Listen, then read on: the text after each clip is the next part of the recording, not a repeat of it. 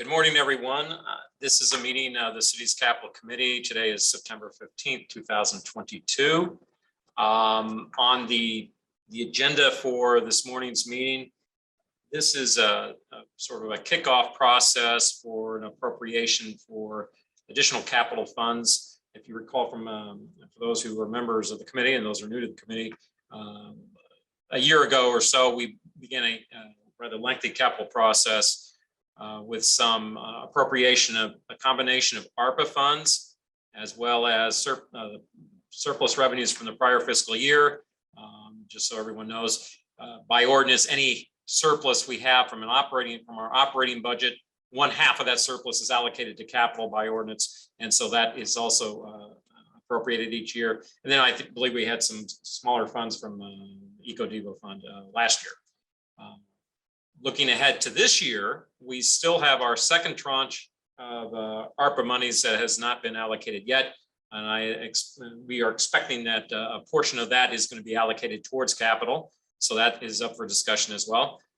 We do have about estimated about $24.7 million in of that half surplus from the previous fiscal year, which will be available again as for appropriation for capital improvements.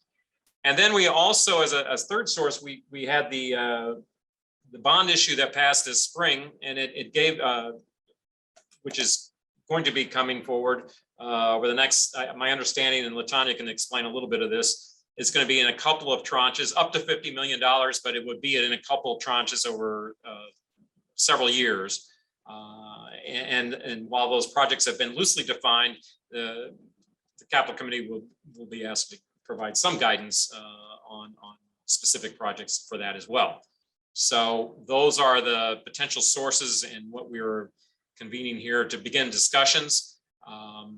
Each year, when we do this, the Board of Public Service is tasked with identifying the capital needs of the city as a whole. We went through a rather lengthy discussion of capital needs inventory last year.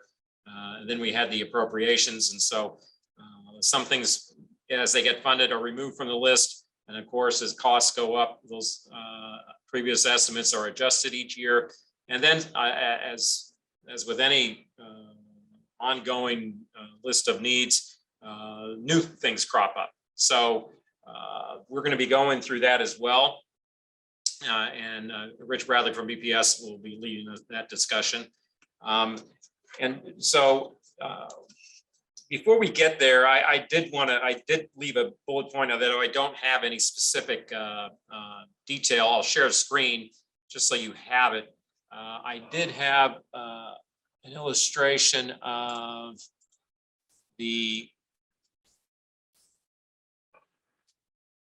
let's see, let me get this out here. Where is it? An illustration of the map of the projects that were funded through Board Bill. Let's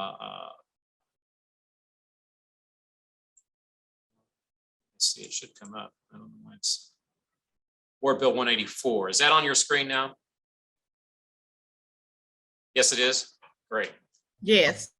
Okay, great. And this is just for your benefit. These were the as you know, we tried to map out where the projects that are recommended to be funded. And at the Board of Aldermen last year, there were some final changes to that. I believe to the proposed appropriation where some bridges were removed, and then some other street work was added, and so that has been changed. So I just wanted to make sure you have that as a document. Not need to go into the any more detail on that, but I did want to share that with you. Okay, now your major document that we would source of discussion for this morning's meeting is the capital needs inventory. And Rich, I don't know, did you want me to bring that up on screen myself, or were you going to do that? Well, you can do it, but I think probably by the agenda, Paul, you want me to give an update of where we are with the previous project. Yeah. Oh, if you have more detail, sure, absolutely. So, go ahead. So if you want me to do that now, I can do that. Yeah, by all means.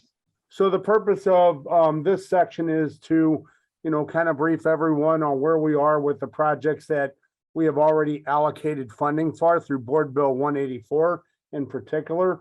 I'm going to walk through each category, try to touch most, if not every project, just to give you a snippet or a snapshot, if you will, of where it is today. When it comes to the vehicle discussions, I am going to save that to the end of the conversation. And I have asked Chris Amos, who is the Commissioner of Equipment Services, to let you know where we are with those items. So let me just start off and walk down the list. So Board Bill 184 had a combination of funding of ARPA, capital fund surplus, and a little bit of EcoDevo into it. And then there, obviously, as Paul mentioned, there was an amendment to that in an Exhibit A. So I will try to touch all those projects. Hey, Rich, do you want me to bring up, I do have that Exhibit A. Do you want me to bring that up on screen too? That'd be great if you want to do that. Yeah, that might just help. Thank you. Do this right.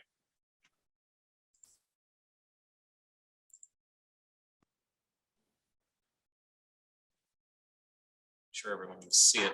Can you see that right now? Yes. Okay, so we'll go category by category and project by project. So first, category is streets. The Tucker Cycle Track, first project, we are currently issuing a notice to proceed for design. If you recall, we had a transportation alternative program grant from 2021. And so this was for the local match. So we are moving along with that project.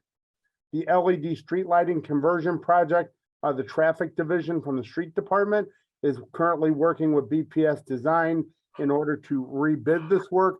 The rationale for that is ARPA has some stringent qualifications for how the projects are, bid and so forth. And we felt like the way they obtained the contractor previously didn't meet exactly what ARPA was looking for. So we're going to rebid that, working on that. The refuse trash task force camera upgrades. The police department is currently working with the refuse division. They have completed testing of a couple types of cameras, and they are currently working with the supply division to bid those. Arterial street paving. So this is one that's a little complicated because there were a list of 4 projects that were on the original Exhibit A: Union, Enright to Florissant, Grand, Holly Hills to Hall Street, Kings Highway, Gravois to Florissant, and Jefferson, Chippewa to Shoto. And then by the amendment, there was also a project for Goodfellow from Delmar to Halls Ferry. Currently, there's an RFQ, request for qualifications for consultant, out on the street. And it is for a traffic calming in these corridors, as the street department will complete the paving in conjunction with these projects. So what we're doing is we're trying to do a twofold shot at it, not only to get them repaved, but also look at traffic calming in these corridors. Then there was a project on the amendment for curbs from Dr. Martin Luther King to I-70. We are working on scoping that project, and we have been in touch with Alderwoman Tyus about that. I'm going to back up. I missed one. There was also an amendment for traffic calming from Riverview I-70 to the Circle. And so that is a project that we are currently working on MoDOT with, and we have authored an agreement to work with MoDOT and provide them a portion of our funding to go towards that project. Now, what that will do is allot us some additional funding out of that line item. And so we are working with Alderwoman Boyd, and I see Alderwoman Boyd, welcome to the committee. And we are working with her on some other projects, possibly on West Florissant, possibly a traffic circle at West Florissant Riverview, but that is all to be determined with the remaining funds that are in place. There was a project on the amendment for median repairs for 2 medians, Kings Highway I-70 to West Florissant, Goodfellow Natural Bridge to I-70, Natural Bridge, Marcus, Salisbury, and Parnell. We are currently working on scoping those projects, as we are working on, the Parks Department is also working with us on scoping the sprinkler repair project that was on that amendment. Category B for bridges, as you are probably aware by the amendment that the bridges of Compton over Mill Creek, Lindell Union over Forest Park Parkway, and Lindell Union over Metrolink were removed from Board Bill 184 by Amendment A. Those projects are actually all underway, and we have grants for those projects. So I'm asking very respectfully if we will consider funding those local match shares for those grants. That's 20% match on those grants in order to continue along with those projects. We're not to the point where we, have an issue with it yet, but when we get to construction, we certainly will. Then we get down to bridge repairs. And so I would just tell you that we have determined the scope of work and cost estimates for 9 bridges, and they are currently in various stages of design and construction. Then we'll skip down to category C, which is Parks, Recreation, and Forestry. The first item on that list was rec center boiler replacements. And so we had $1,944,000. We have scoped out that boiler replacements can happen at 6 of the rec centers when we got proposals for those. And we have a shortfall of about $66,000 to complete the boiler replacement at the West End Rec Center. And in the order we would do those is Wool, Tandy, 12th and Park, Cherokee, Marquette, and then the West End Rec Center. And so we're currently issuing notice to proceed on all but the West End Rec Center until we figure out what to do with that Delta and funding. The pool renovations project, the Parks Department is finishing up their assessment, and then they will work with BPS Design on bid documents. The next one is rec center roof replacements. The bid document preparation is underway, and we are anticipating going out to bid in the second quarter of 23. The next item is tree removal, hazardous safety, which is Forestry Division. And Forestry has notified me that they're currently and actively removing trees with this funding. They just started to utilize it. Skip down to the next category, which is fire department buildings and equipment. The firehouse roofs is the first item, and bid document preparation is underway in BPS. And again, we estimate the second quarter of 23, we will be bidding those, and there are 10 roofs that are remaining that we need to bid on the fire stations. The Magna Grip exhaust system upgrades, the scoping work at the individual fire stations is completed, and the proposals have been received. The next thing is to issue work orders to get that work completed by the certified vendor who does that work on those systems. Again, I'll mention the fire department vehicles. We'll push that to the end, and I will let Chris speak to those. The next category is E, police department buildings and equipment. First item is the SLMPD headquarters elevators. The initial work authorization to develop the scope of work and specifications and bid packages is in progress, so that notice to proceed can be issued to an elevator consultant. From there, an elevator consultant will put together all our bid package information, and then we will go out to bid on that. That is a bid out. I don't have a schedule on it, but we need to get the design work done first. The SLMPD Academy stone facade tuck pointing, the work has started and is 60% completed. Again, the police vehicles, I will ask Chris to speak to at the end.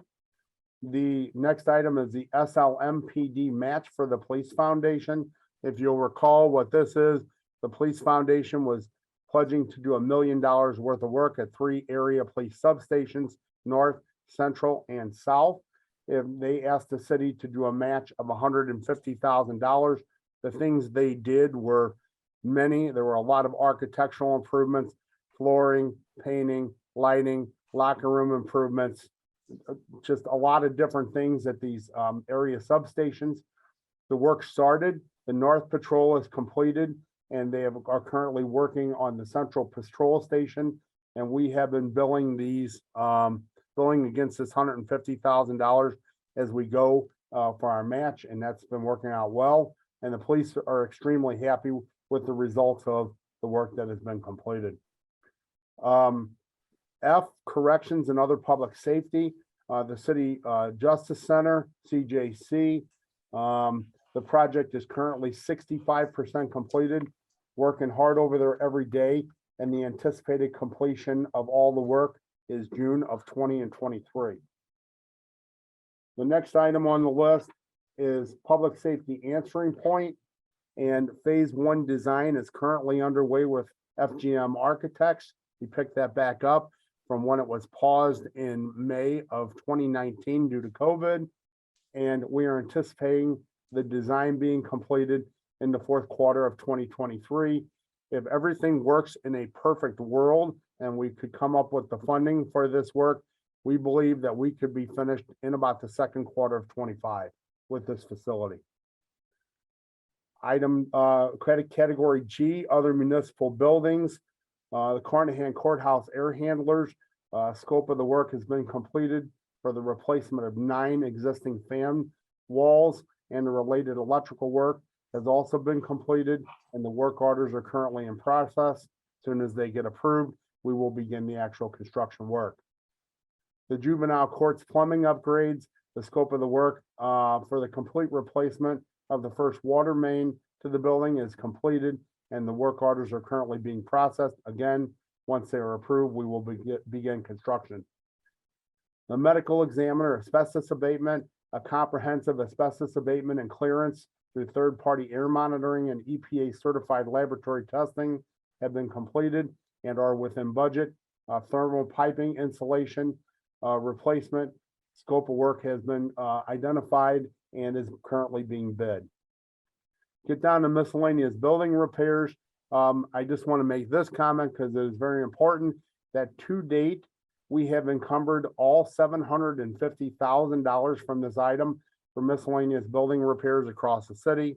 It could be things ranging from plumbing, electrical, mechanical, HVAC, roof repairs, windows, foundation leaks, concrete repairs, just a vast scope across the board of repairs that are necessary to get done in our buildings. And those are all currently underway. There are some that are completed, some underway, and some that are in process of being approved. The next is the City Hall fire alarm system. The scope of work for the building-wide comprehensive, fully addressable fire alarm system has been fully quantified. The notice to proceed has been issued, and the electrical contractor is currently mobilizing and has completed an initial building survey. The initial work will be to install new conduit runs and cabling through the building, and the project duration is estimated to be 24 months. The next item is the municipal garage repairs, and we are currently working on bid packages for concrete restoration and repairs, as well as plumbing issues that garage is facing. The next item is central industrial roof repairs. We are currently working on the design and bid package for the roof on that facility. The next item is telecom systems replacement. I do not have a status on that because I believe we are still scoping that project. Judy, you may have a comment on that, but we have not proceeded with any work in that area yet. Item H is all vehicles. So again, I would ask Chris to talk to Refuse Streets, Forestry, Parks Other, as well as Refuse, and I will turn it over to him. Thank you, Rich. Can everybody hear me okay? Yes. I'm never really sure about these connections. Thank you. Well, I'll start with item D, which is the fire department's fleet equipment. All the items except the van replacement have been bid, and we have the evaluations back. ESD has completed its review of them for meeting specifications. They are currently at the fire department for review and potential either elimination of some vehicles from the bid or changes in specifications or a combination of the two. The budget for this equipment for 12 large trucks, a van, and 8 ambulances was $14,425,000. and the bids came in at 4.3 million over that. Part of that is because it was 2 model years of increase and the cost of inflation went up. Part of it was because the fire department added several features to the vehicles that they considered essential for operational requirements. And so now they're having to decide whether or not they want to back out some of those characteristics in the spec, or they want to eliminate more vehicles in order to make it come in within budget. The ambulances went up an average of 30%, mostly because they got bigger and heavier and have idle reduction on them, which would be an air quality improvement. But where they were budgeted at 290,000, they came, the lowest one that met specification was 405,000. So I believe we're headed for a rebid of most of this equipment. And it's going to take at least 2 years for it to get in anyway, because the backlog in all the factories for the heavy equipment. The police department. Hey, Chris, could I jump in there before you go there? So I understand inflation as a cause for cost increases, but the change in the specifications, yeah, when you said, look, particularly when the ambulances are bigger, what are you specifically referencing? Is it different? Yeah, the truck style ambulances we've been buying since 2017. The most recent 2 years worth were F450s, which are what you would call a super duty pickup truck, that 14,500 pounds. And it's so the size of the body that gets put on the back of it and the weight of the equipment, like including the air tanks and the air conditioning and the oxygen systems and the kneeling systems and all the hydraulics and the cot and everything else, when it gets to a certain point, it exceeds the weight the chassis will support. So they have to increase the size of the chassis. And so by going from an F450 to an F550, just that one size change to hold the extra weight for the extra features causes the price to go up about $8,000 to $10,000 alone. And then the extra systems involved, added like a system that has a battery backup so that the vehicle can stay hot or cold when the engine's not running, which it has to do at the emergency room, but could do at calls. Now they just leave them run constantly and we have to replace engines periodically. And so that system is around $35,000 of the increased cost and some of the weight that caused the size of the truck to go up. There are other options, and I assume the fire department is considering them, where they could reduce the weight, go back down to the smaller chassis, eliminate the anti-idle system, and some other changes that they could make, and that would get the price back down to more like $320,000, $330,000 on the current bids. And then there's a smaller ambulance option of which we bought 2 van styles, which would take us back to the late 1990s. But that has less capability operationally. And so the fire department doesn't want to go that route if they can avoid it. So it really has come down to an operational issue about what is and is not the minimum necessary to perform the mission. As far as ESD is concerned, we can maintain any of those, from the van to the current size to the increased size. And so they meet the chassis specifications we provide. It's the body specifications that are in question. And unfortunately, only the chief can make those decisions. I can't make those for him.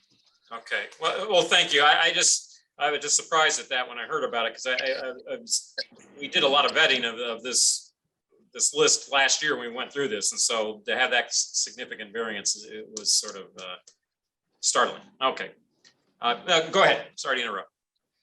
No problem. So the police department, we had half of the inventory we requested, over $6 million, to get them up to snuff where they needed to be with underfunding for 10, 12 years.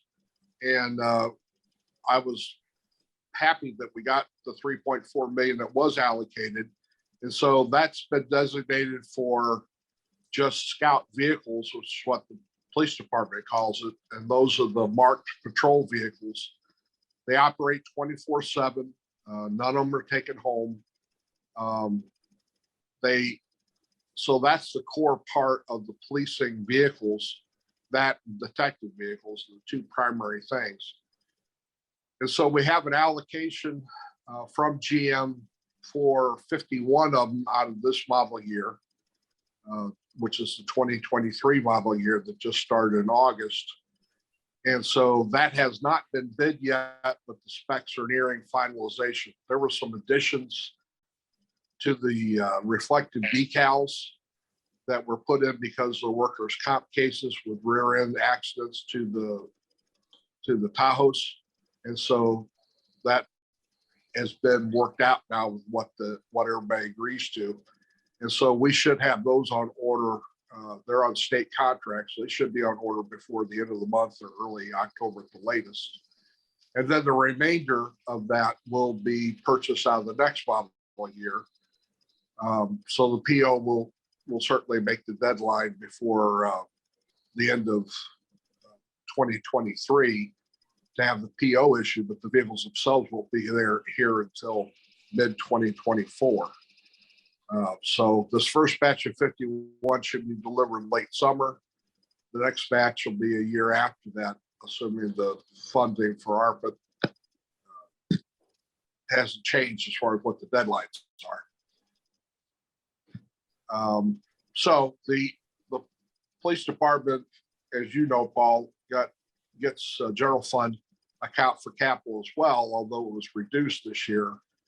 And so they've taken care of their other requirements like prison transport vans and some detective vehicles, some K9 units and things like that have already been ordered out of their general fund capital account. And so we're just taking care of the scout vehicles through the ARPA money as we discussed as part of the process last year. Any questions on that?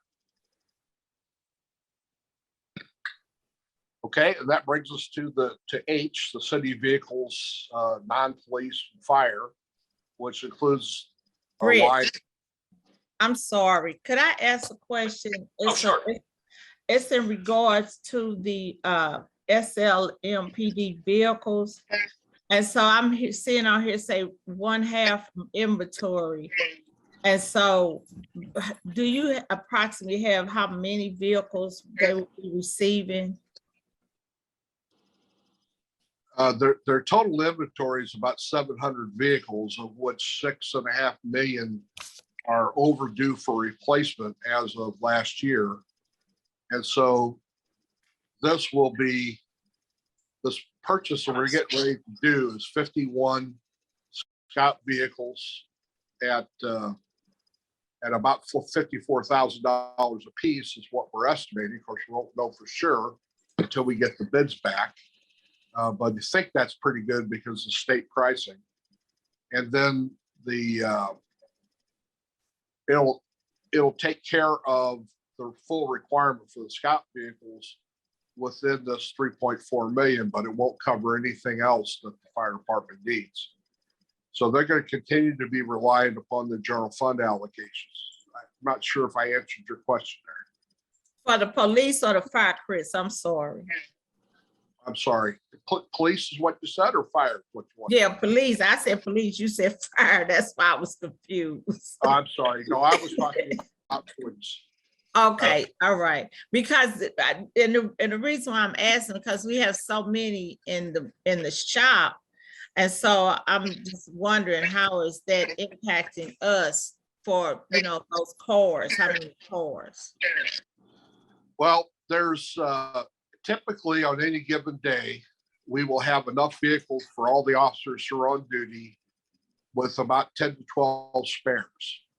And so if the daily breakage, like overnight usage, doesn't exceed the number of spares, then there is no impact on the police department for operations.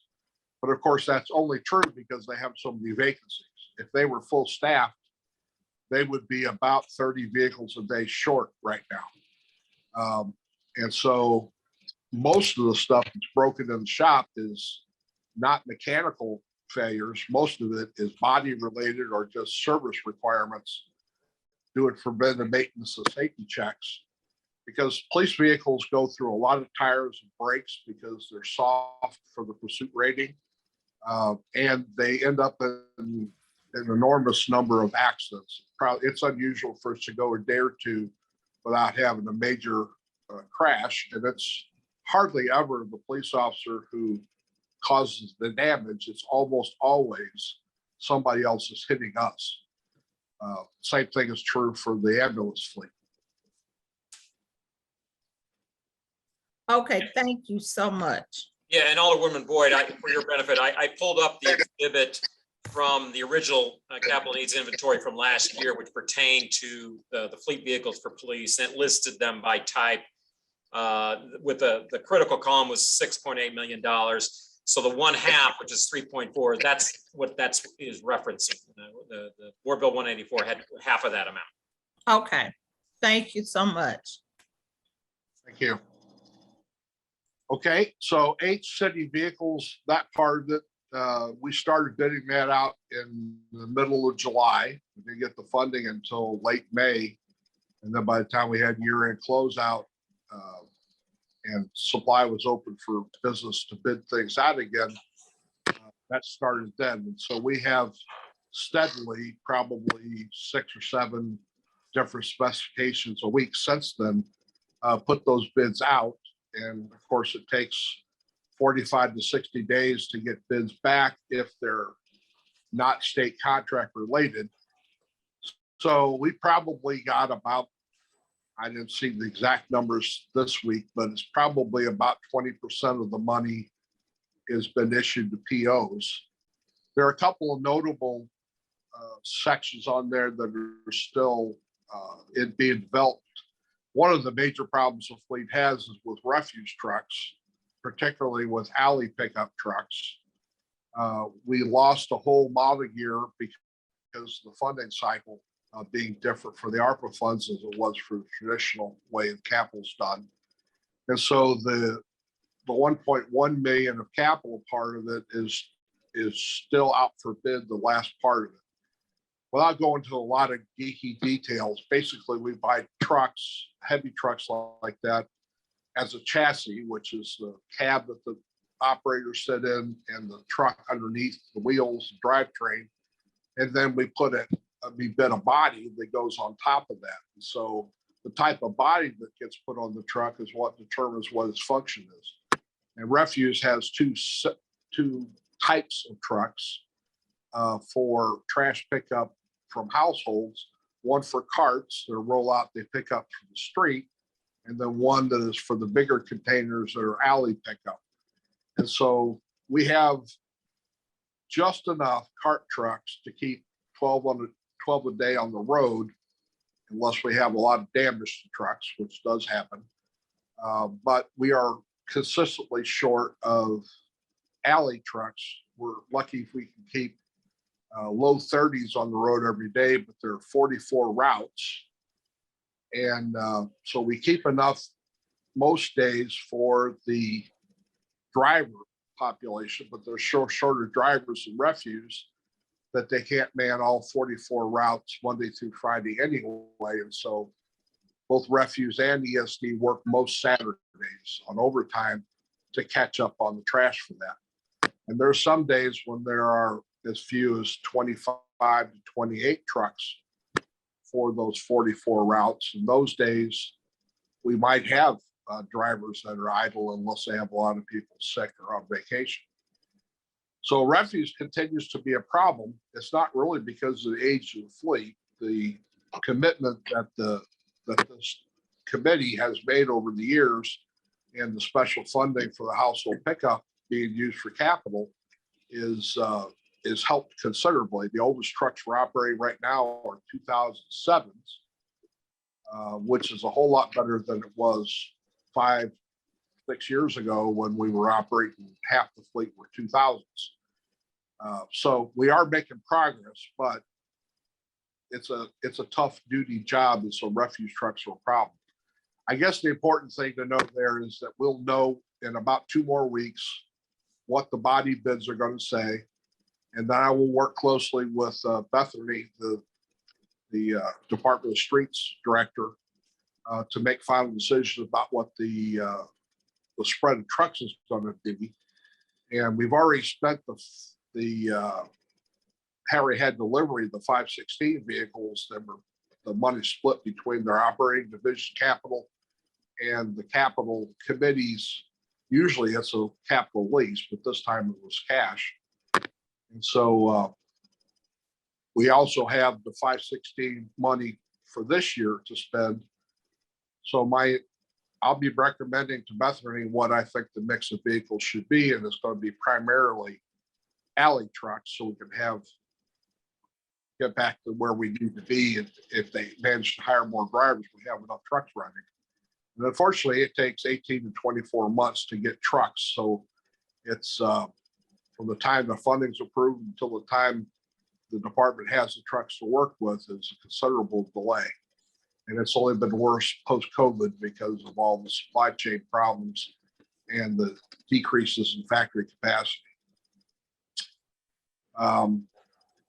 So a lot of the other things that are on bid are things like the forestry equipment, tractors and tree removal, and parks departments, trash truck to pick up in the parks, and street sweepers and a tow truck. So there's of that 20% that's already committed, that's the type of things that are here, but none of the equipment funded with last year's ARPA money has actually been delivered yet. A few of them will probably come still this calendar year, but most of it won't be until late spring or midsummer of next year. Are there any questions about those portions? Yeah, I'll jump in. Yeah, thank you, Chris. I particularly on the refuse trucks, I'm glad you mentioned the fact that we have been religiously allocating the funds that were provided under the refuse fee for those annual replacements of trucks. And so my understanding pretty much is when you have damage to a truck, that's what's the time consuming piece that takes it out of commission. It's not necessarily you'd have to replace the truck, but you just don't have people to make the repairs to get it back in service. Is that a fairer? That has been the main problem. We're only 4 technicians short right now because we're using contract to fill those positions. We were 12 short just 6 months ago in the refuse operation alone. And so we have improved in that. And so we are able to do mechanical repairs more. The problem is that a lot of the damage that gets done are major structural problems, welding, tailgates that are torn up, packing cylinders that are inside. And there are things that aren't mechanical and replace parts. So even staffing doesn't improve that. So we get to 4 more, we will be fixing as much as we can. And we're on the right track for that. We've been adding 1 or 2 technicians a month for the last 6 months to get everything back. But of course, we continue to lose a few too that move away or retire or whatever. And so our civil service workforce and technicians is steadily declining across the entire division. So we're becoming more and more relying on the launch contract to recruit technicians for us under contract. So you're absolutely right. A lot of it is manpower. That's the biggest problem. The other problem is that we have major failures that require commercial repairs because we can't do the heavy duty welding and metal fabrication. We have specialty contracts for that. And so they take as many as they can, but frequently we'll have 3 or 4 trucks backed up for that intake. So if the tailgate gets bent and doesn't close properly, then it could very well be that truck is down for 3 to 4 weeks before it comes back up. And even more manpower in the shop doesn't solve that problem. Okay, thanks, Chris. So this is Nancy. I just want to clarify a couple of comments. One, I think Chris has already stated, which is that we've added additional mechanics to help with the repairs in a second shift, which has made it so that when the guys or gals bring their trucks in at the end of the day, if there's a problem, there are people there working a second shift in order to have the trucks. Went down, but they can be ready the next day. And we've increased the amount of trucks that are available each day, both with cart and alley trucks. And then the second thing is that there are no idle drivers if there are not enough carts.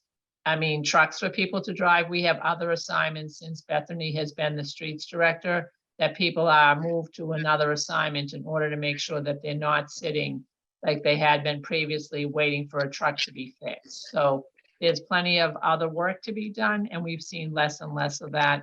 We're still in the process of hiring drivers, and there are a number of people in the queue for civil service that we're waiting on. They will need CDL training, but we've been working, and there's a couple of trainees now that are coming off to get trucks as well. I think one of the problems with the trucks in the past is we bought bigger trucks to be able to accept more trash, to collect more trash, but they're not necessarily becoming our friends at the end of the day because they're not necessarily full to the top and they're more difficult to maneuver, even though they're supposed to fit down the alleys. And Rubicon has been doing a study for us on the carts and on the cart pickup. And we will be, when Chris and Bethany meet, we'll be looking at what exactly do we need in trucks going forward, and is there a way to have a different type of truck that can pick up the dumpsters that we have without us adding hooks to them going forward. Even though it will be another 18 months, we need a truck that's not so specialized that only an alley dumpsters that are so specialized that only one type of truck can pick them up. So that's something that we'll be looking at going forward as we buy new refuse trucks. So I just want to make sure that people knew the other parts of that and I wanted to emphasize that there are no idle drivers. Everyone is working a lot of hours. People are working 410s and then doing overtime on top of that. But and I appreciate Chris has been trying to figure out how the best way to get what we need to get, but part of it is figuring out what the needs are of the city as well, which is the purpose of the Rubicon study. Thank you for those clarifications, Nancy. I didn't mean to infer people were sitting around doing nothing. I just meant they couldn't drive the truck because the truck wasn't available. Right. Okay, so that concludes my update on what's going on with the existing funding. We continue to peck away at it every week, and we'll eventually get it all spent. But it's a long-term process to do all this. Hey, Rich, is that complete your update? That concludes mine. Does anyone have any questions on any of the category projects that I presented? I've got just a quick question regarding the LED streetlights. Is that sufficient to update streetlights across the city, or are we focusing that in a particular geographic area? Or just wondering because I didn't see additional funds for that purpose in the capital improvement needs. So What I can tell you is that's the remaining balance of the LED streetlights that were not previously replaced on a Department of Energy grant. I believe that $4.2 million was for 16,000 LED heads. So when it gets done, the city should be done. About 1/3 short. That covers 1/3 according to Jamie. The 4.2 million covers the last 1/3 that were not done. So, got it. And we're just looking at the streetlight heads, not at the poles themselves. Just the heads, just the light heads. Correct. And then another question regarding the map that was shared at the beginning. I think it's excellent practice to track kind of the geographic allocation of these funds. Something that might be helpful is if we can find a way to attach the actual dollar figures. And so we're tracking the funds that are being allocated by geography as well. Just a suggestion. Okay, very good.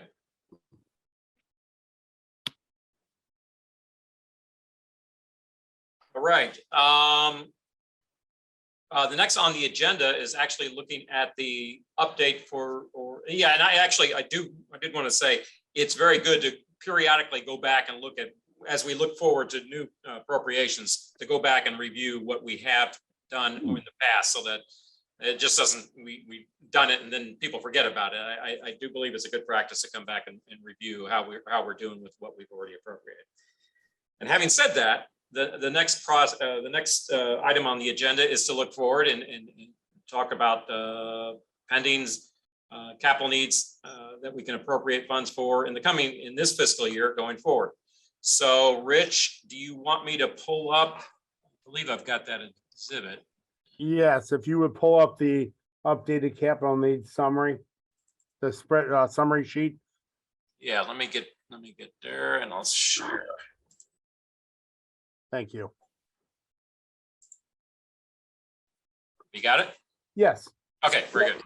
So I will start off and say that the capital needs across the city right now are $433,369,418. What is important to really look at out of those is $173,786,118, which are critical, are very much needed at the moment, capital needs. The needed and the desirable are there. We track them, but generally what we're trying to focus on here is what the real critical needs are to keep everything moving in these categories. So what I will say is just a couple introductory comments, and then I'll tell you a little bit about the exhibits where some changes might have been made. First of all, after Board Bill 184 and 82 were passed, and 82, if you recall, had $2 million for ADA transition plan. There were updates to this summary by removing those projects because we funded them. So I will tell you that those items came off of the list in all the areas. I did add a few items to the list as they are critical and they are things that we need to consider. And I'm going to kind of highlight those to you right now. I don't think we need to walk through the individual list itself. I think that would be very time consuming. I would be more than glad to try to field any questions from the list if you have it, but I'd just like to kind of go over what was added. So Paul, at first you would flip to category A, streets. And if you look at the bottom of that, all these where I've added something are at the bottom of the list. And there are a couple cases where we have went through and we have also adjusted dollar amounts due to inflation or, you know, a new cost estimate or something else coming in. But on this particular sheet, you'll notice the last two numbers that are there, 26 and 27. The first is Louisiana Com Street Phase 2, Holly Hills to Merrimack. This is a $2.2 million job. Actually, the cost is even a little different than that. It's 2.4. I need to update that again with a 1.92 federal match share and a $480,000 local match share. This will be applied for in the fall of 23 for a transportation alternative grant program, a TAP program through East West Gateway. So again, at the end of the day, the city's share would be $480,000 for a $2.4 million grant. So these are these 80-20 grants that East West Gateway puts out. And this is a project that continues Louisiana Com Street Phase 1, which runs from Gravois to Merrimack, which is currently under construction. If you would go to the bridge category next, Paul, which is B, go all the way to the bottom there. There are, page down just a little more. Oh, right here. Thank you. There are a couple of items here that really need to be considered. In fact, I think if you go up just a little bit. Keep going up. Right there, stop.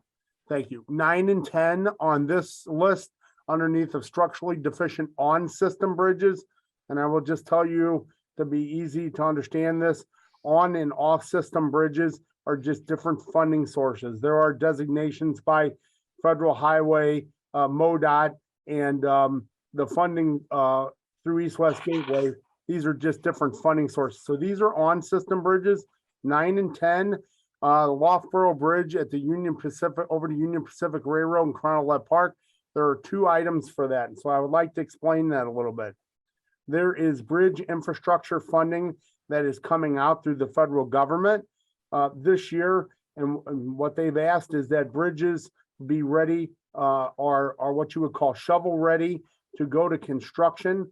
Very seldomly, if ever, do many organizations, and particularly in our organization, do a full design for a project and stick it on a shelf and say, we'll wait until funding comes forward. Because what happens when you do that is normally conditions change, things differ, and you got to go back and touch it up or change things depending on how the funding source reads and so forth. So what we typically do is we apply for grants as they become available.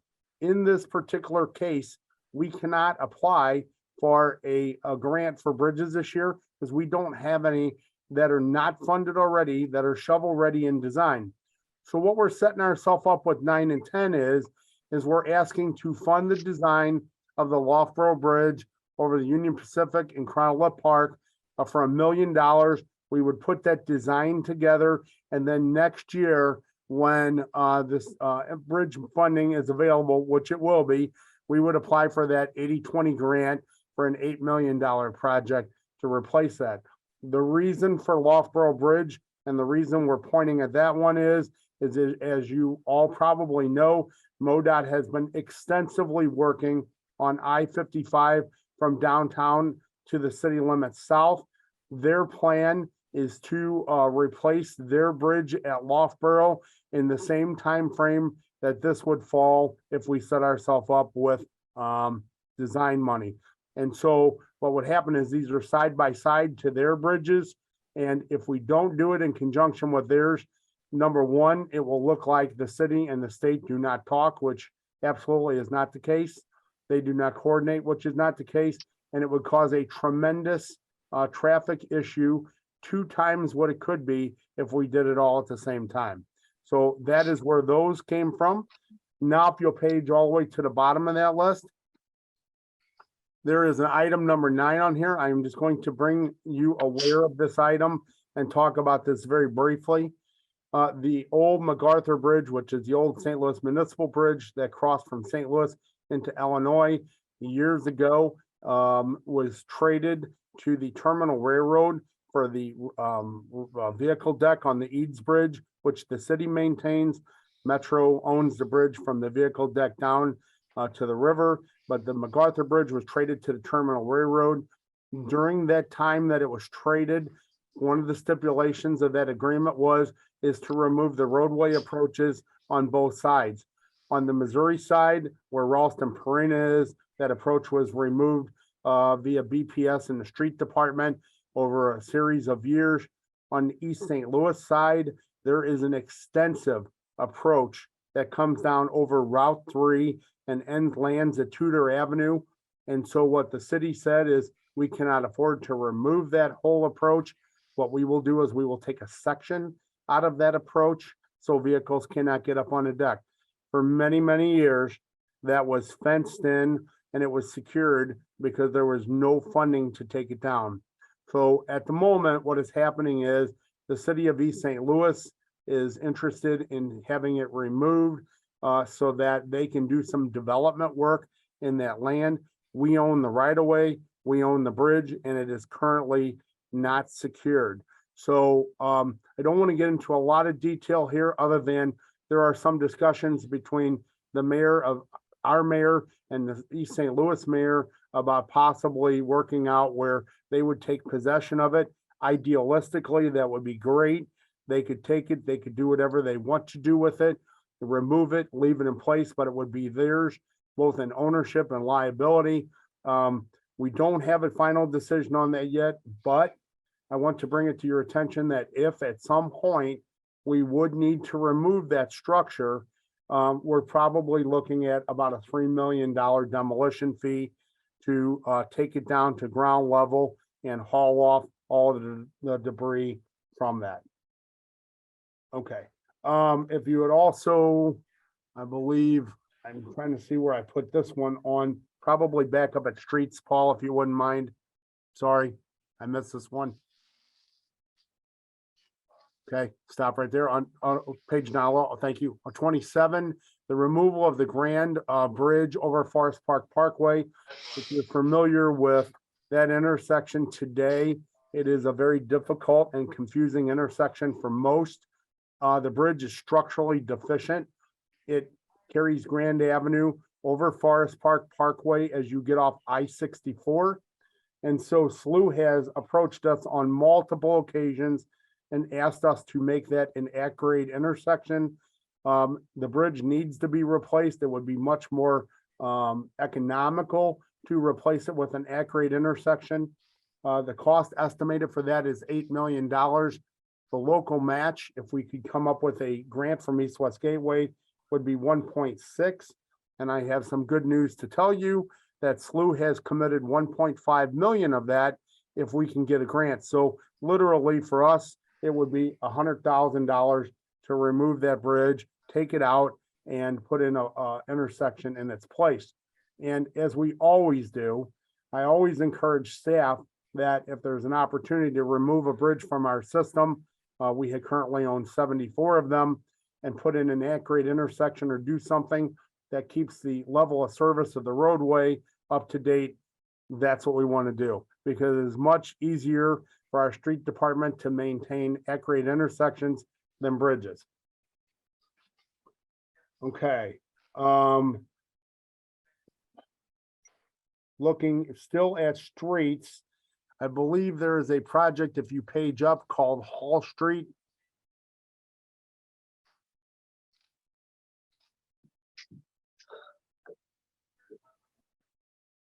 There it is right there. Number 3, Hall Street drainage and roadway improvements, Adelaide to Riverview.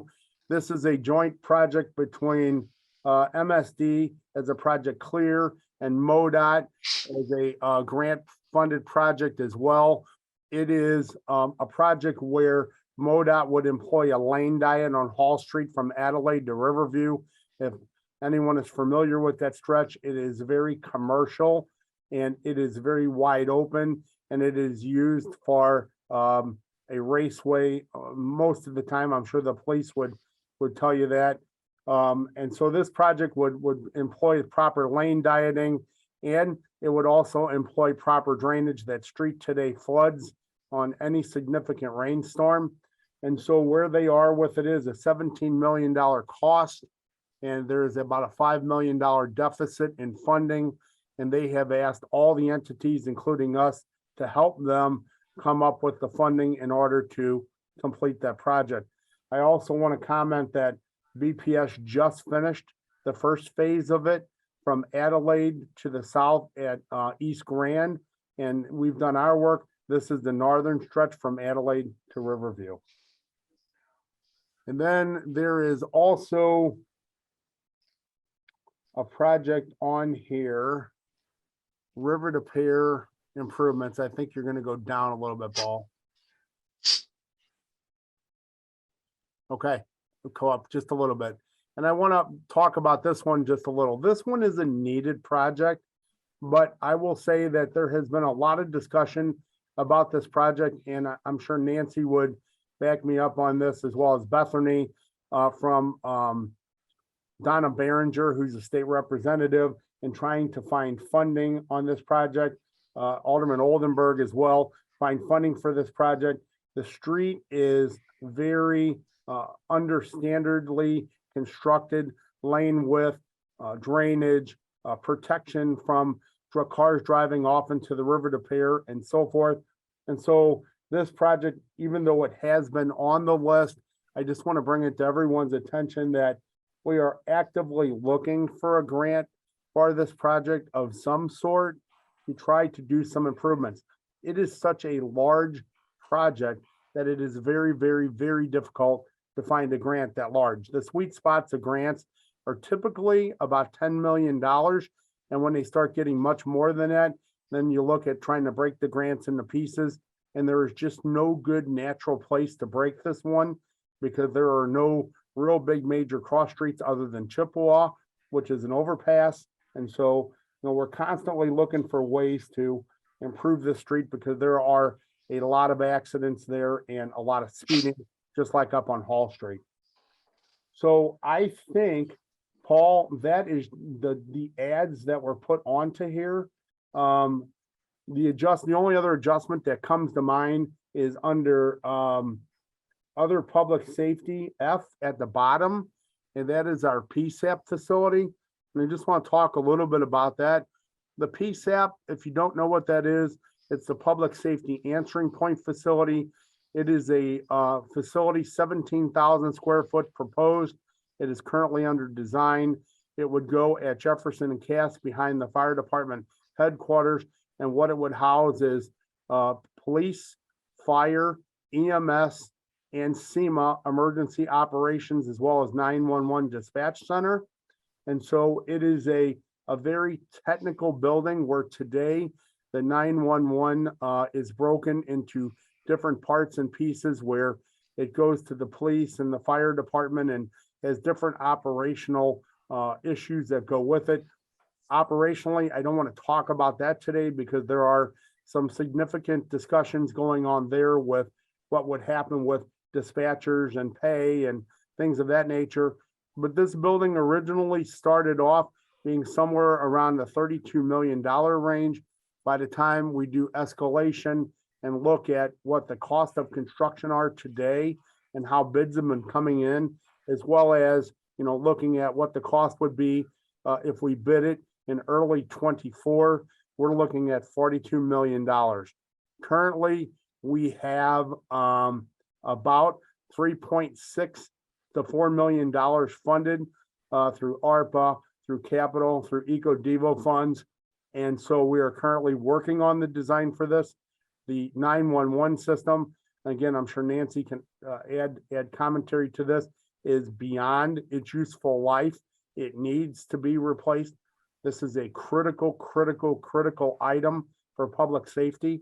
It's just a matter of we need to figure out how to fund this item. And with that, I will be glad to answer questions if anybody has any.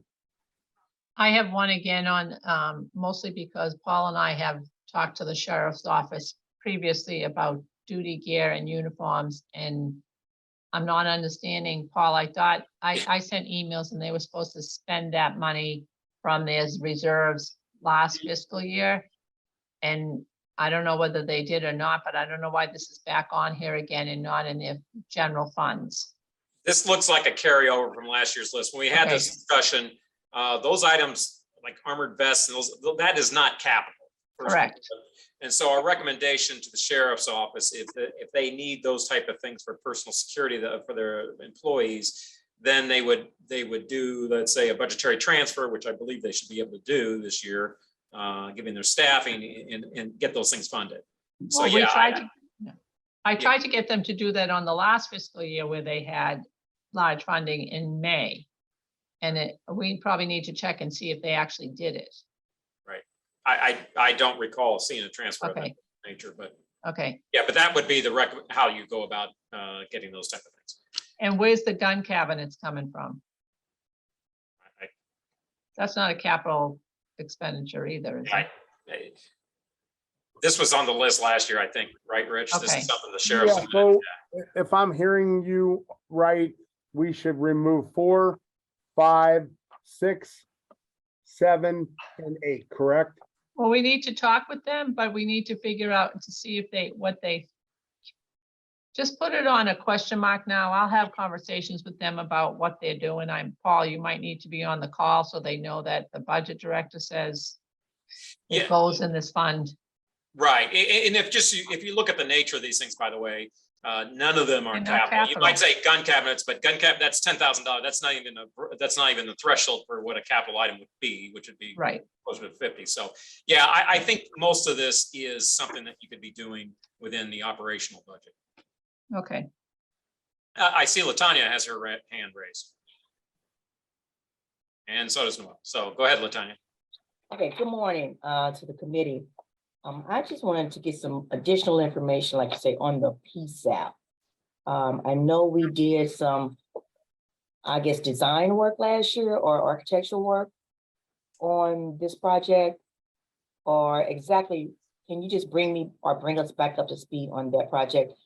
What was done or what has been done and how much has been spent?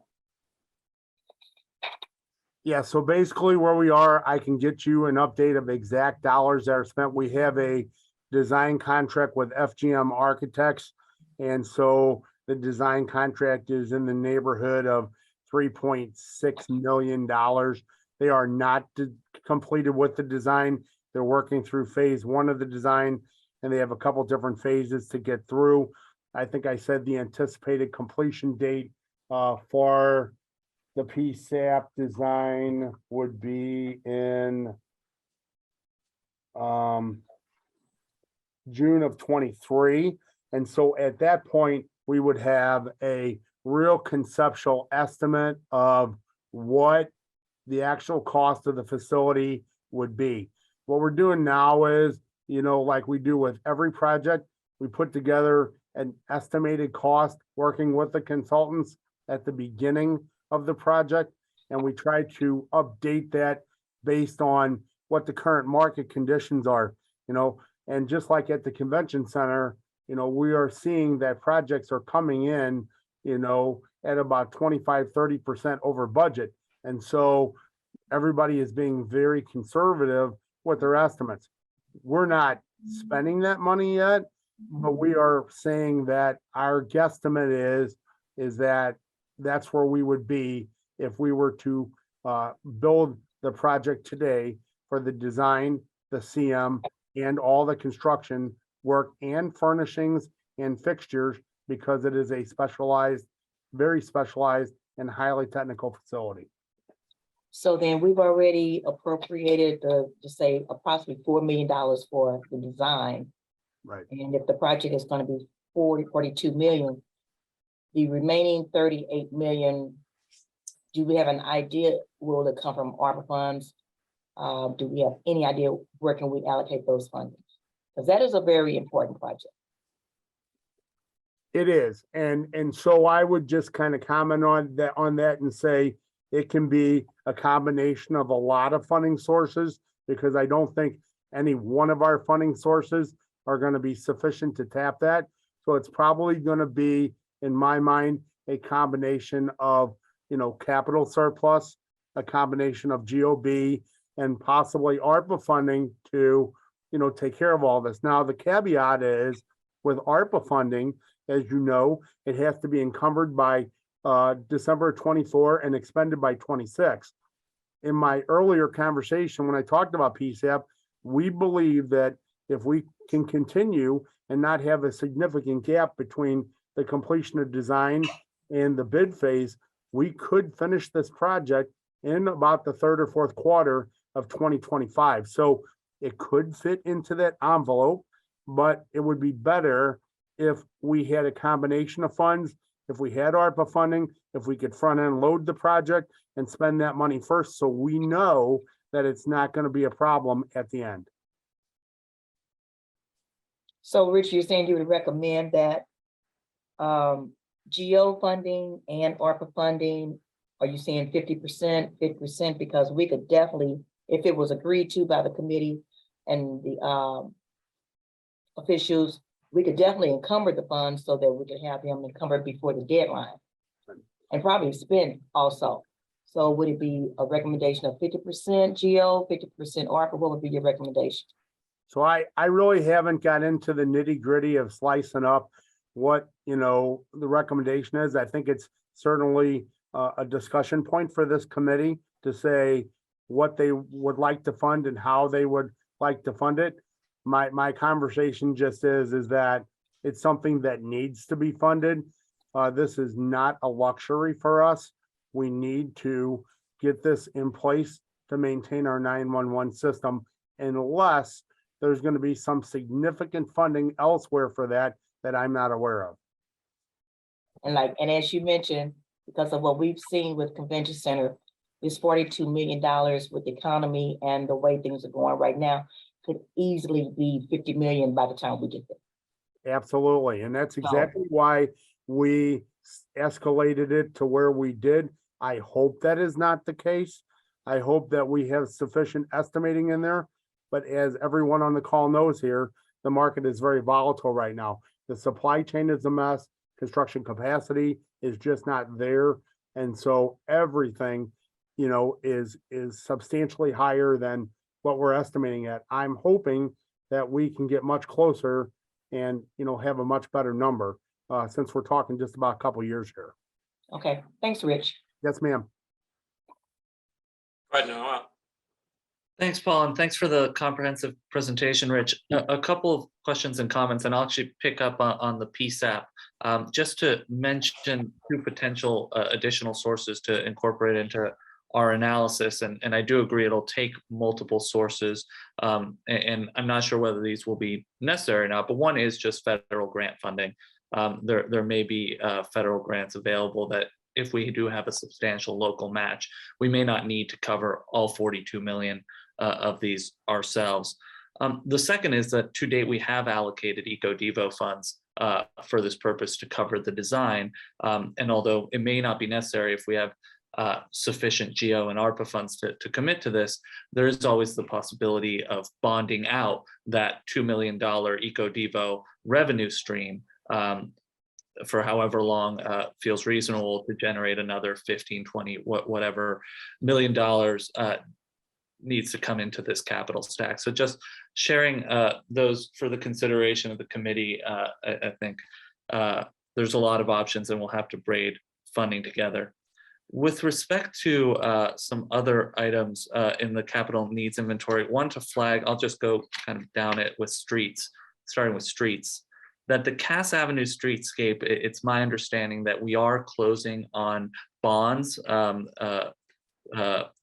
enabled through Board Bill 36 and including both city and state debt service commitments that should cover not just that 3.8 and 2.4 million, but roughly $20 million of local match. So just a flag there. Another flag on streets is that you mentioned that the transition plan funding, we've allocated 2 million. As I think everyone on this call knows, the need there is extraordinary. And that 2 million is mainly focused on city facilities and bringing city facilities into compliance. If we were to take on sidewalks, we know it'll cost tens and tens of millions of dollars. Bridges, thanks for the update there. No comments at this point. But on Parks, Rec, and Forestry, one question that I wanted to ask is that there's currently $6 million under needed for HVAC and $9 million under needed for interior renovations. And I'd just be really interested to learn a little bit more about that combined 15 million to figure out which elements, if any, may actually be critical. Because that is something we hear often about our community centers and the need for some critical repairs there. So look forward to learning more about those which are currently in the needed category, but some may be critical. No comments on the fire department, police, corrections. I talked about PSAP. I guess just as a general comment, something I'll flag is that one thing that isn't in this capital needs inventory is water system improvements. And it's something that the Citizens Advisory Committee discussed last year and actually scored very highly. Scooby's $25 million request, I think, scored 8.5 or so. So I think it's something for us to look at. We know there's critical needs there, actually in the hundreds of millions of dollars for lead service line replacements, et cetera. There's also a lot of federal money available for these kinds of investments. So just encourage us to think about that as we're looking at these. And it's also an expressly encouraged ARPA eligible use. So encourage us to think about that as we're going through this. And another category that I'd also flag for the group that I don't see clearly reflected here is kind of the city's software, city modernization needs in terms of we're seeing how much of a drain that can be on resources with ERP. There's also potential costs associated with mainframe and other city modernization initiatives. So just encourage us to talk to ITSA as well as water as we move forward. So I got a couple comments back, just to respond to a couple things. So the PSAP, you're 100% right. Federal grant funding, we certainly are always looking for that. I have asked if there's any STARS grant funding. We have the consultant looking for it. You know, what I've always said, and I don't mean this to be forte, but if you want to buy a helicopter, a tank, a submarine, you can get a lot of federal grants for that.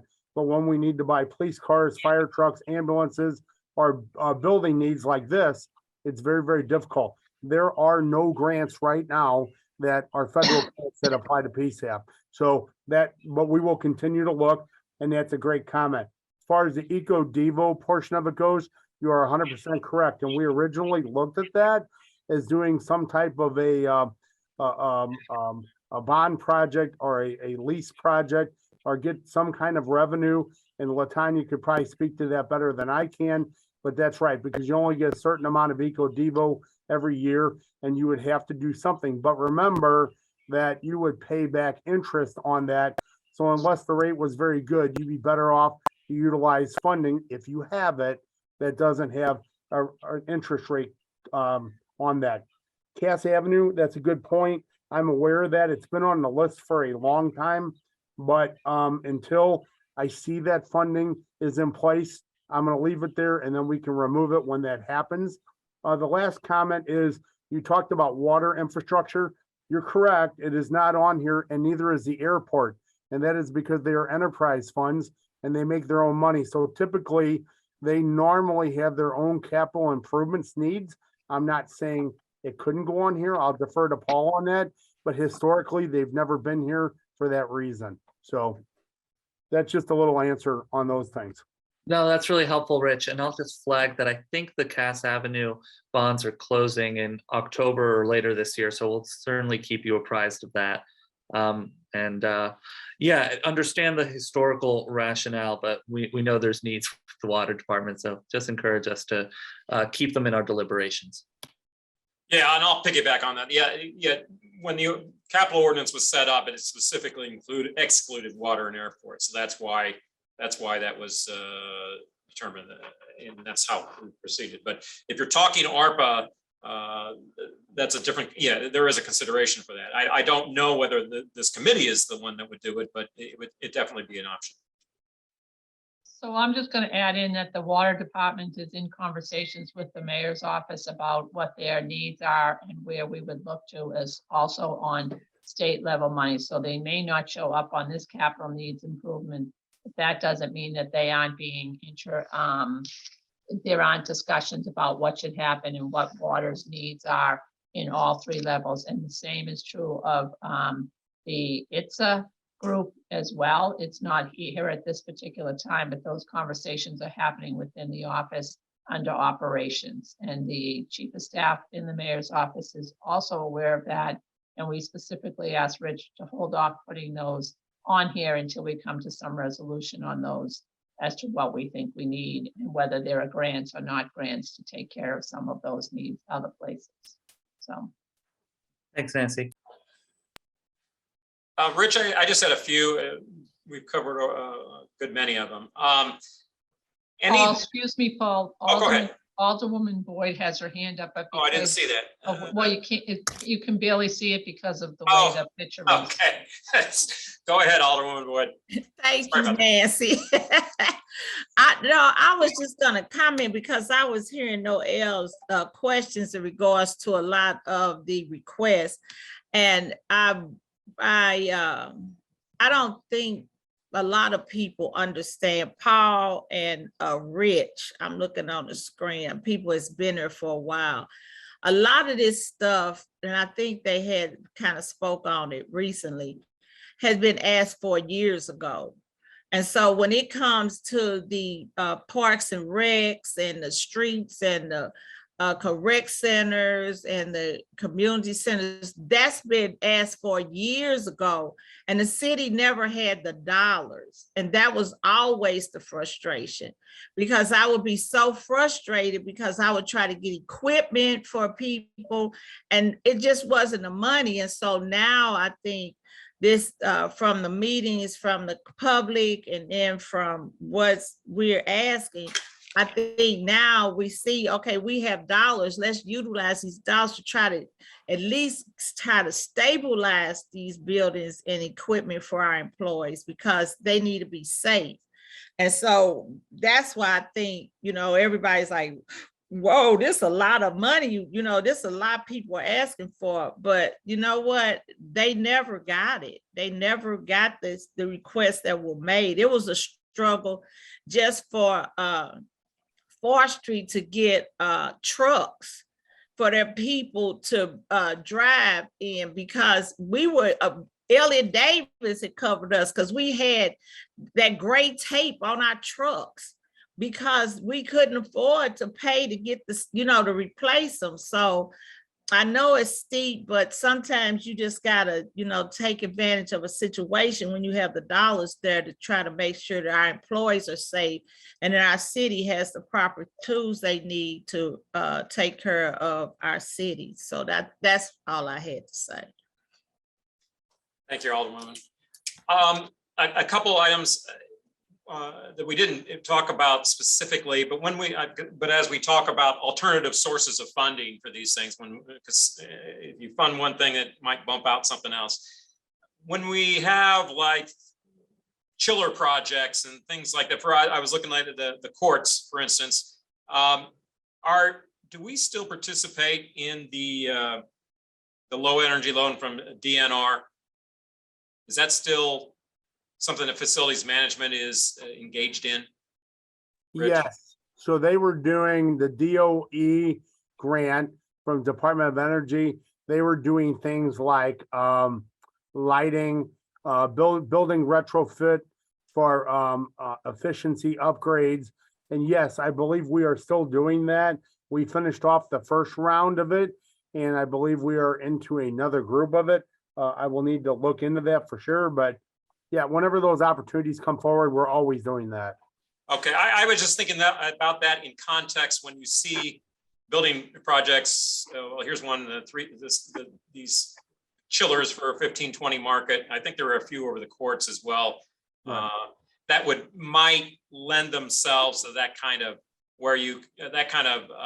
loan, low interest loan where you can pay back with the savings from the efficiencies of the project itself. So what you will find with that is we do the things that number one, they're easy to do, like lighting or building retrofitting. Sometimes, and of course we can certainly look at all those, but sometimes when you get into different HVAC things, in order to get the payback from them, the efficiency levels are so high and prohibitive, and the cost to get that, it is better for us to just foot the bill ourselves than to try to get to that extreme level. But again, yeah, we always look at that. Okay. We find any way we can to get free stuff or offset costs on things. That is always the first conversation with all my staff on everything. Great, thanks. And then also, and this goes to Chris's list for vehicles, and thank you, Chris, for pulling all that together. Just in general terms, when we start looking at vehicles, I always find it helpful to have, let's say you're proposing to replace a certain number of vehicles for a certain department, to have the context for how many vehicles are in that particular department. So you can say, here's the inventory. These are the ones that we're replacing. So we can show, all right, forestry has this many vehicles. These are the ones that are being replaced through Board Bill 184. And then these are the proposed that could be replaced in this new appropriation. So we've got some context. And I had asked Chris, and I know that's a lot of pulling together some stuff. We didn't have it for today's meeting, but when we start looking more detail about vehicles, that's the kind of context I'd like to have on that. Understood. Okay, thanks, Chris. So Paul, there was one other attachment that was sent out. I'll be very, very brief with it. It was called other items. There were a couple items for SEMA. There were some radio replacements. Yeah, let me pull those up real quick. Yeah, would you please? Thank you. All right. There you go. Thank you. So these are items that have just kind of came up recently of things that, possibly through LoosStat, that are things that need to happen. And so the 21 Motorola radios for the command center, the EOC and portables for SEMA. I talked with Sarah Russell, and the conversation is those are all original radios. I asked the question about, the $3 million worth of Motorola radios we bought for the police department. Did they get any hand-me-downs? She said, no, these are all original. This would replace their, all their radios. So it is something in particular we just noticed with the flooding event that recently happened. These type of things are important to have. The other item she had was emergency management response vehicle. Some years ago, Gary Chrisman, when he was the chief of SEMA, as Sarah is today, she had a hand-me-down Tahoe from the fire department, and that thing has exceeded its useful life.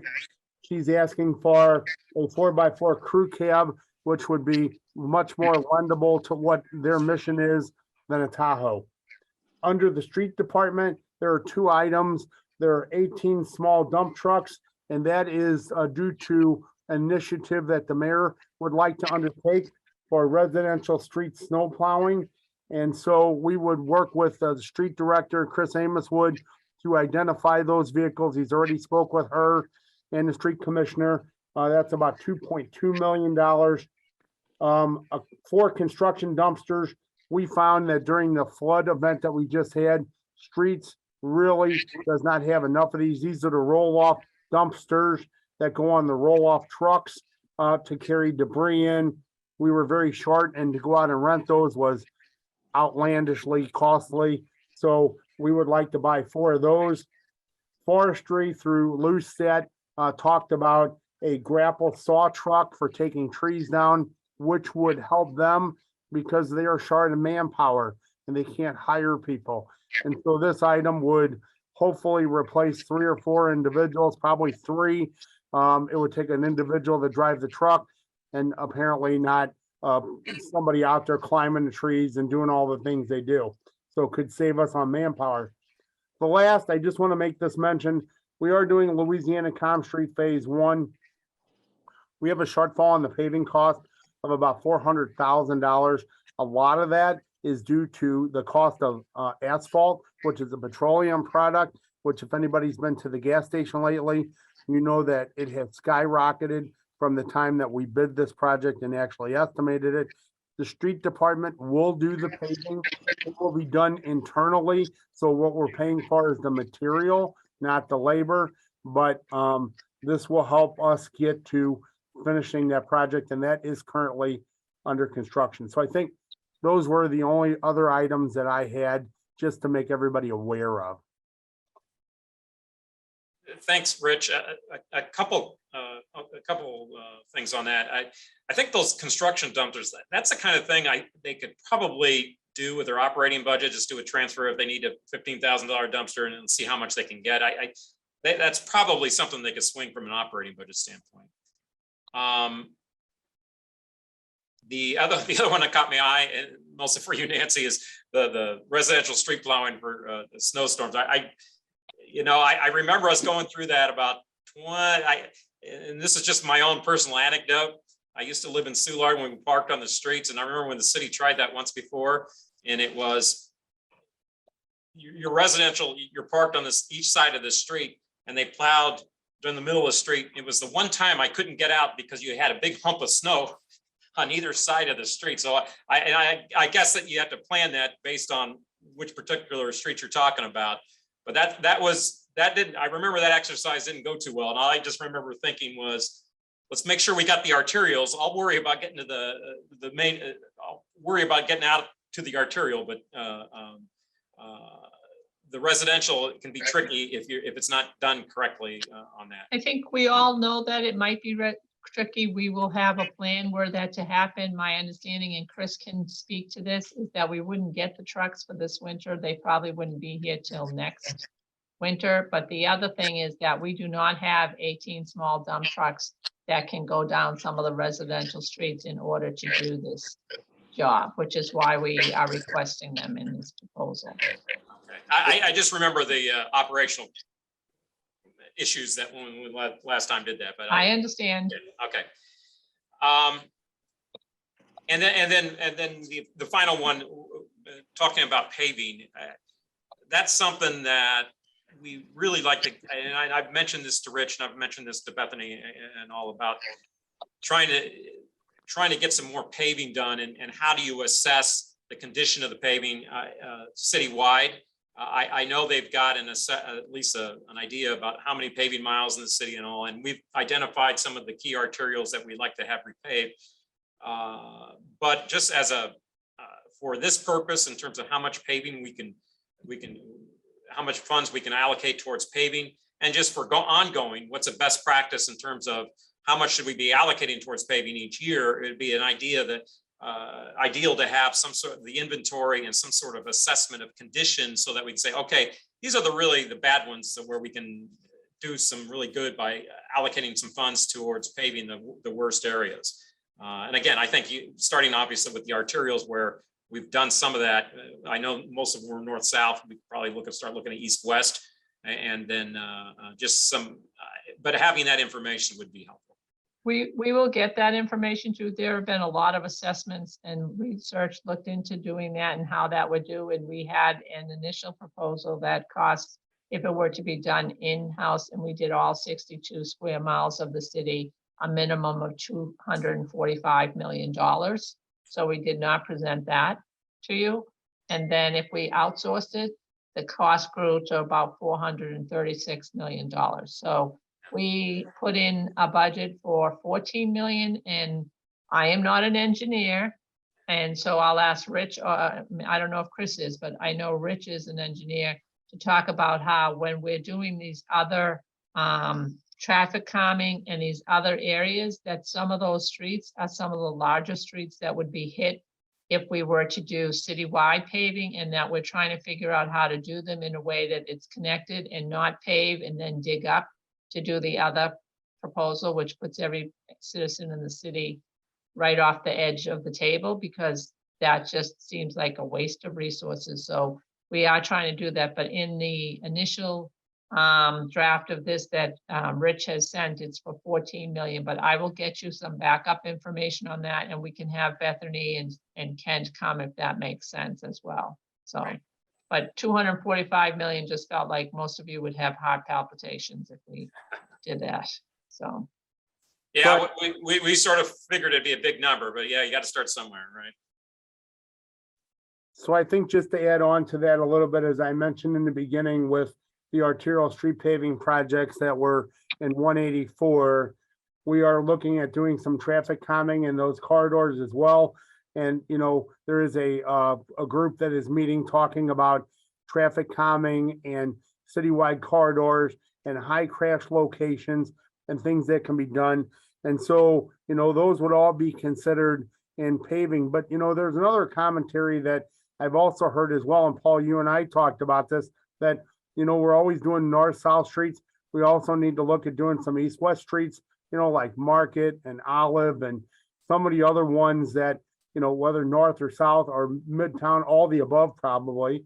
But we also need to do some of those streets as well that are some of our major arterial streets, and try to keep them in a good shape for, you know, the general public, because we're getting a lot of comments about how they are deteriorating. So that, yeah, $14 million is what I would consider a reasonable amount for this group to consider for what we have funded right now, just like ADA transition, just like traffic calming. This is a big drink of water, guys. We have to continue to peck away at it with, you know, an amount of money until we get to where we need to be. And maybe we never get to where we need to be. It's just an ongoing thing we always consider. Right. Were there any other questions on any of those additional items that Rich had brought up, or anyone else had any questions on those? I did mention that we're looking at various sources, ARPA, the surplus from last year, as well as the GO. Latanya, I omitted referencing or coming back to you about what your estimate of what the GO would be providing in at least the first phase of its issuance. Do you know what that number would be? Paul, at this time, we are looking at between 20 and 23 million for the first financing. Okay, so the GO authorized 50, and again, remember, that was, it was to be structured so that the tax levy remains the same. And so what Latanya is just describing is what that estimated capacity would be, at least in this first tranche of GO issuances. And do you know timetable when that might be issued? I don't have the specifics Okay. at this time, but I know it will be most likely sometime in the first half of 2023. Okay. So that's just something we need to keep in mind when we're piecing this together, which ones are most advantageous to do with a GO versus the actual cash layout from ARPA or the half surplus. All right, well, that's all we have today. I did want to also inform the committee, we've got invitations out to Board of Aldermen and the ENA members to reestablish the Citizens Advisory Committee, so we can also again have meetings and get input on projects as well. Hopefully it would not be as long as the last time, because a lot of this is updating the projects we have. And then, of course, we can discuss new projects as well, but I did want to hopefully keep that within that timeframe of a month or so of meetings so that we can do that. And then we need to reconvene periodically as we get more information on each of these categories that we discussed today, so that we've got any information and questions that you need to have answered, you can answer them adequately to make some recommendations for ultimately the appropriation. Of course, one of them being how much of this what the dollar amount would be, and that's something that yet to be determined. So are there any other, and so we will reconvene as soon as we get a little bit more material to circulate and talk about that. Is there any other questions out there, or anyone else have anything for the group this morning? Okay, well, you'll be hearing from us when we schedule the next meeting, and thank you for coming this morning, and we'll be seeing you then. Thank you. Thanks, Paul. Bye.